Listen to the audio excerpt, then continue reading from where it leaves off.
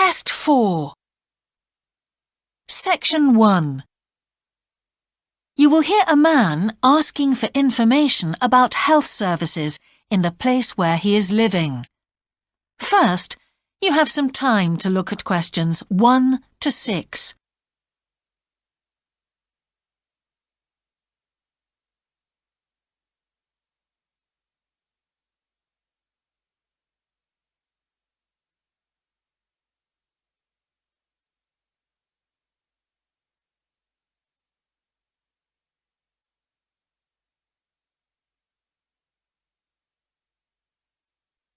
Listen carefully and answer questions 1 to 6.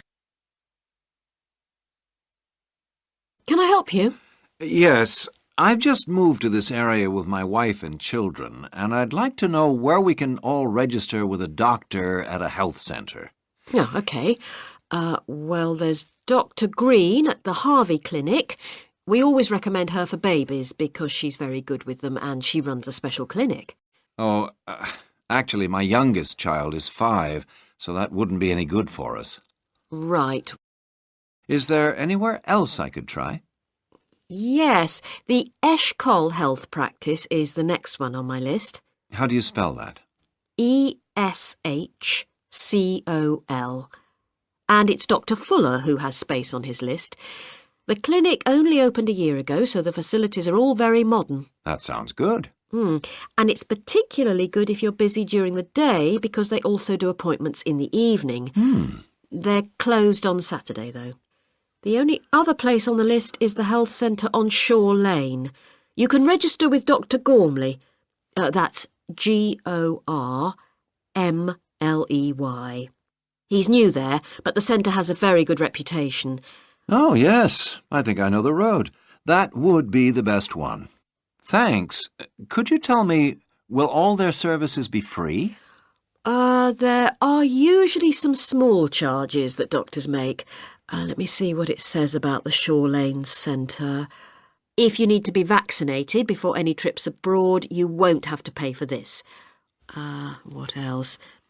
The Sports Injury Treatment Service operates on a paying basis, as does the Nutritional Therapy Service. Some health centres do offer alternative therapies like homeopathy as part of their pay-to-use service. Shore Lane are hoping to do this soon. I think they may start with acupuncture. Oh. And finally, if you need to prove you're healthy or haven't had any serious injuries before a new employer will accept you, you can get a free fitness check-up there. But you'd most likely have to pay for insurance medicals, though. OK, thanks. Before you hear the rest of the conversation, you have some time to look at questions 7 to 10.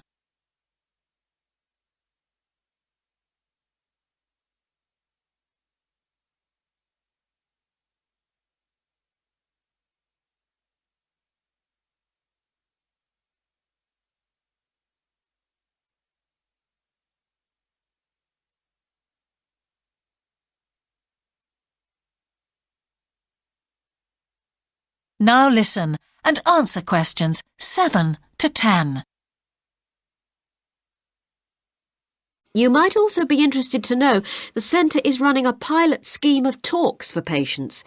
I've got the list here. Actually, they look very interesting. What sort of things? Well, the first one's about giving up smoking. It's next week, the 25th of February at 7 p.m, and that's in room 4. It says the talk will stress the health benefits, particularly for people with asthma or heart disease. That sounds very interesting. There's also a talk for families with children. It's on healthy eating and takes place on the 1st of March at 5 o'clock. Will that be at the health centre? Actually, it's at the primary school on Shore Lane. I imagine they're inviting the parents of pupils there. It says here, all welcome. I might go to that if I have time. There's a couple of other talks, one giving advice about how to avoid injuries while doing exercise. It's on the 9th of March. Oh, it's a late afternoon talk at 4:30, and it'll be in room 6. It also says the talk is suitable for all ages. And finally, there's a talk called Stress Management, which is on the... That is the end of section 1. You now have half a minute to check your answers.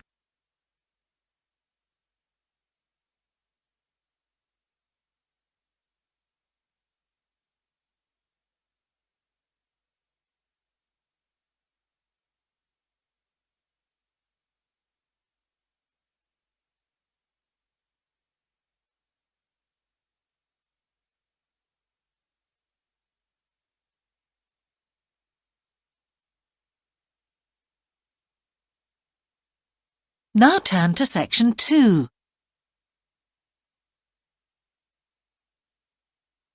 Section 2. You will hear a man who owns a holiday home talking on the phone to a woman who is staying there. First, you have some time to look at questions 11 to 13.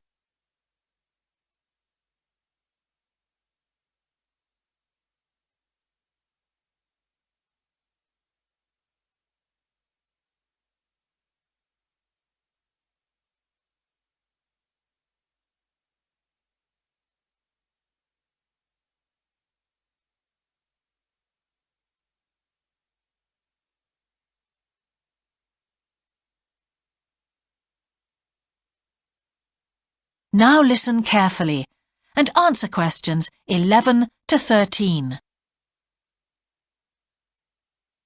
Hello? Hi, it's Laura Carlton here. We've just arrived at the holiday flat, but I can't get the hot water and heating to work. Oh, right. That's easy. Don't worry. In the upstairs cupboard, you'll find the water heater. You'll see 3 main controls on the left at the bottom of the heater. The first one, the round one on the far left, is the most important one for the heating and hot water. It's the main control switch. Make sure it's in the on position. The switch itself doesn't light up, but the little square below will be black if the switch is off. That's probably what's happened. It's got switched off by mistake. The middle one of these 3 controls, you'll see it's slightly larger than the first one, controls the radiators. If you feel cold while you're there and need the radiators on, this needs to be turned to maximum. The last of the 3 controls, the one on the right, is usually on about a number 4 setting, which for the water in the taps is usually quite hot enough. Below the heating controls in the middle is a small round plastic button.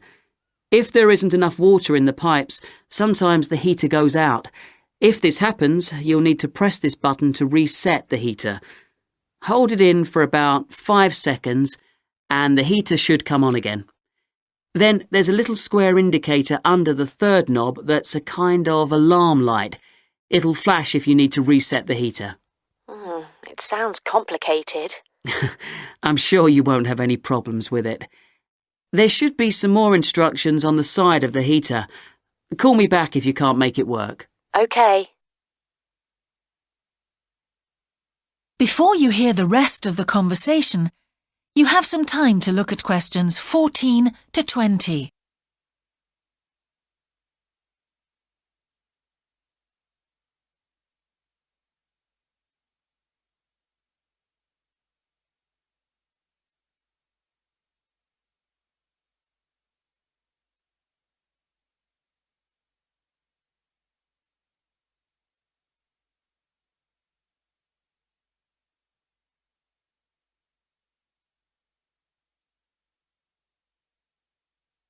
Now listen and answer questions 14 to 20. While you're on the phone, we haven't managed to find a few things we need, like extra pillows for the beds and some washing powder. Is there any here? Pillows, yes. If you look in the cupboard, the large white one upstairs, to the left of the bathroom door, there should be 4 or 5 on the top shelf. And if you want to do some washing, there's some powder for that, probably by the back door. There's a kind of shelf there above the sink. In fact, I'm sure there's some there in a large blue box. You need about half a cupful for each wash. Oh, and that reminds me. The spare key to the back door is hanging on a hook on the wall by the sitting room window.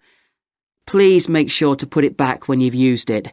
The previous guest lost it in the garden and I had to get another one made. And if you have any trouble with the lamps, you'll find some spare bulbs in a large cardboard box. It's on top of the washing machine with all kinds of useful things in it. Oh, and another thing I forgot to mention when we last spoke. Yes? I've left you a local map, so you'll be able to find your way around easily. It shows the whole area. I put it in the top drawer of the chest under the TV in your bedroom. There's a whole file of local information in there too. Thanks. What about visiting the town? Can you give us any advice? Yes, you'll need to take the car. It's too far to walk from the flat, really. You have to pay to leave your car in all the car parks now, I'm afraid. I like the one that's by the station best, and you can walk to the town centre from there in 5 minutes. That's where all the best restaurants are. But if you want a takeaway, the Italian one does really good pasta and pizzas.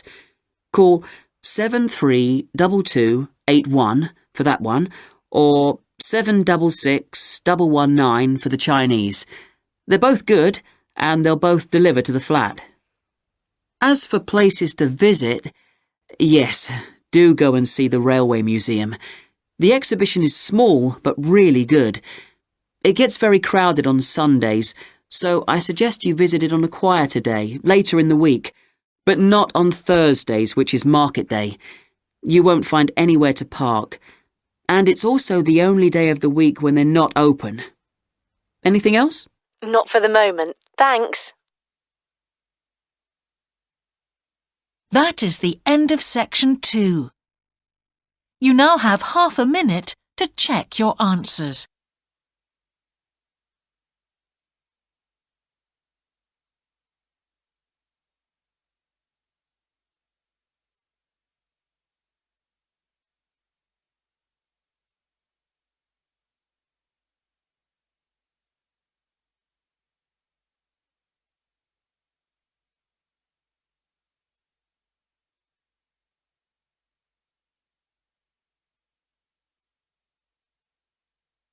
Now turn to section 3.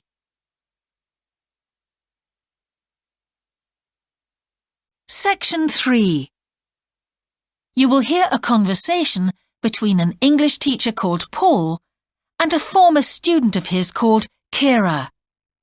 First, you have some time to look at questions 21 to 25.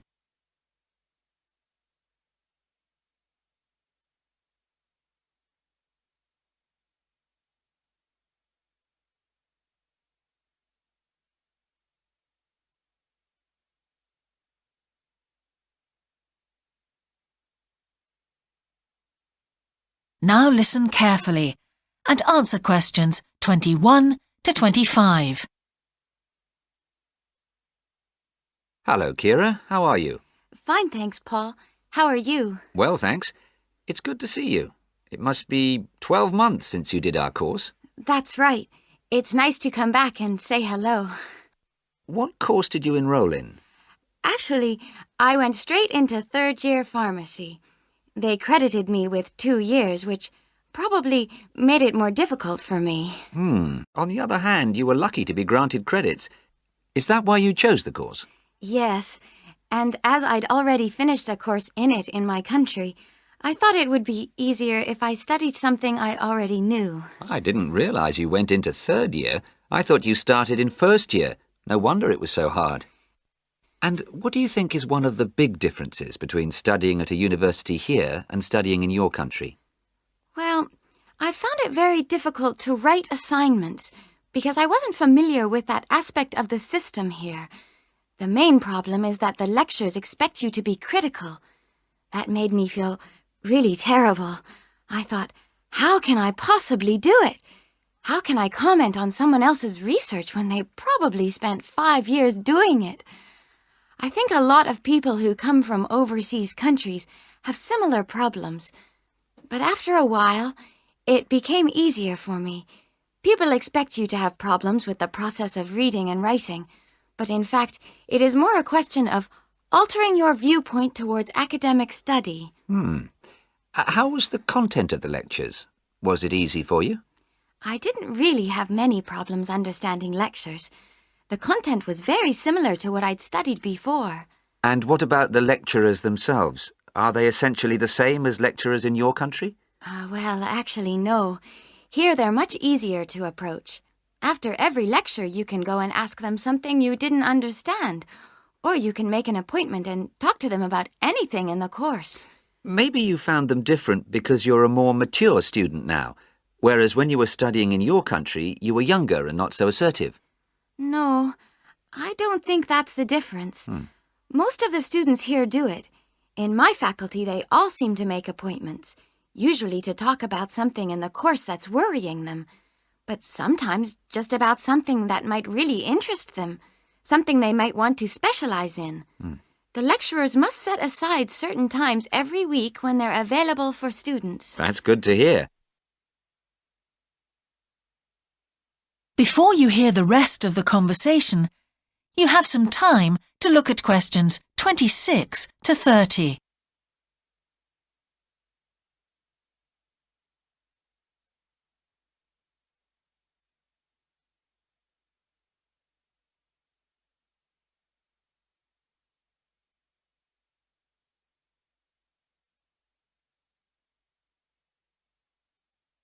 Now listen and answer questions 26 to 30. And how was your timetable? Was it a very busy year? Oh, very, very busy. They make you work very hard. Apart from lectures, we had practical sessions in a lot of subjects. We did these in small groups. I had to go and work 4 hours every week in a community pharmacy. Actually, I enjoyed this very much, meeting new people all the time. Then in second semester, we had to get experience in hospital dispensaries. So every second day we went to one of the big hospitals and worked there. And on top of all that, we had our assignments, which took me a lot of time. Oh, I nearly forgot. Between first and second semesters, we had to work full-time for 2 weeks in a hospital. That does sound a very heavy year. So, are you pleased now that you did it? Do you feel some sense of achievement? Yeah, I do feel much more confident, which I suppose is the most important thing. And have you got any recommendations for people who are studying from overseas? Well, I suppose they need very good English. It would be much better if they spent more time learning English before they enter the university, because you can be in big trouble if you don't understand what people are saying and you haven't got time to translate. Anything else? Well, as I said before, the biggest problem for me was lack of familiarity with the education system here. It sounds as if it was a real challenge. Congratulations, Kira. Thanks, Paul. That is the end of section 3. You now have half a minute to check your answers.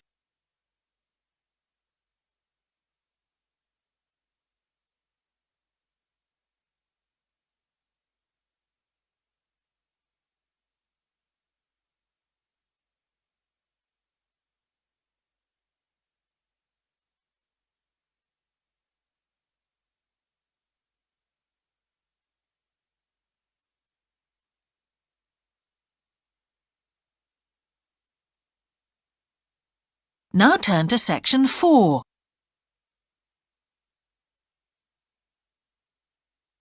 Section 4. You will hear a talk about a project on the wildlife found in city gardens in Britain. First, you have some time to look at questions 31 to 40.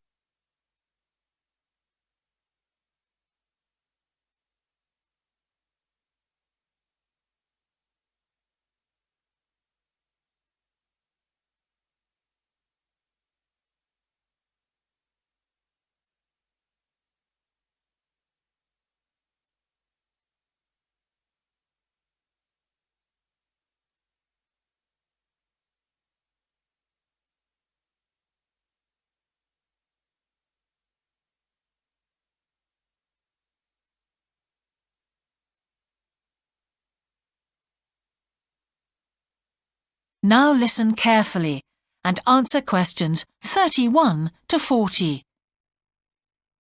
Good morning. Today I'd like to present the findings of our Year 2 project on wildlife found in gardens throughout our city.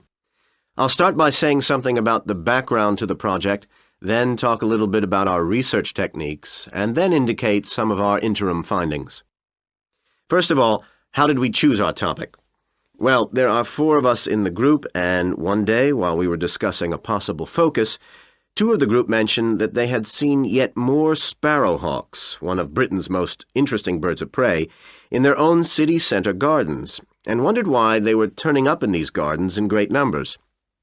We were all very engaged by the idea of why wild animals would choose to inhabit a city garden. Why is it so popular with wildlife when the countryside itself is becoming less so? The first thing we did was to establish what proportion of the urban land is taken up by private gardens. We estimated that it was about 1/5, and this was endorsed by looking at large-scale usage maps in the town land survey office, 24% to be precise. Our own informal discussions with neighbors and friends led us to believe that many garden owners had interesting experiences to relate regarding wild animal sightings. So we decided to survey garden owners from different areas of the city. Just over 100 of them completed a survey once every 2 weeks for 12 months, ticking off species they had seen from a pro forma list, and adding the names of any rarer ones. Meanwhile, we were doing our own observations in selected gardens throughout the city. We deliberately chose smaller ones because they were by far the most typical in the city. The whole point of the project was to look at the norm, not the exception. Alongside this primary research on urban gardens, we were studying a lot of books about the decline of wild animals in the countryside and thinking of possible causes for this. So what did we find? Well, so much that I just won't have time to tell you about here. If you're interested in reading our more comprehensive findings, we've produced detailed graphic representations on the college website, and of course any of the group would be happy to talk to you about them. Just email us. What we've decided to present today is information about just 3 species because we felt these gave a good indication of the processes at work in rural and urban settings as a whole.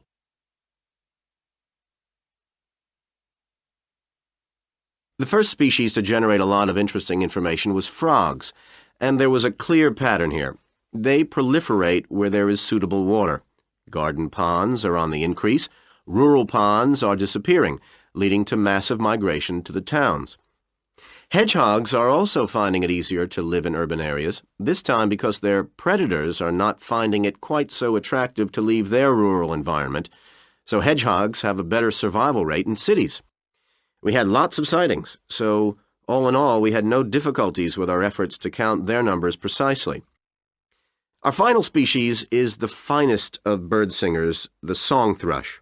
On the decline in the countryside, they are experiencing a resurgence in urban gardens because these days gardeners are buying lots of different plants, which means there's an extensive range of seeds around, which is what they feed on. Another factor is the provision of nesting places, which is actually better in gardens than the countryside. Hard to believe it, but it's true. Incidentally, we discovered that a massive new survey on song thrushes is about to be launched, so you should keep an eye open for that. Now, I'd be happy to answer any questions you may have. That is the end of section 4. You now have half a minute to check your answers.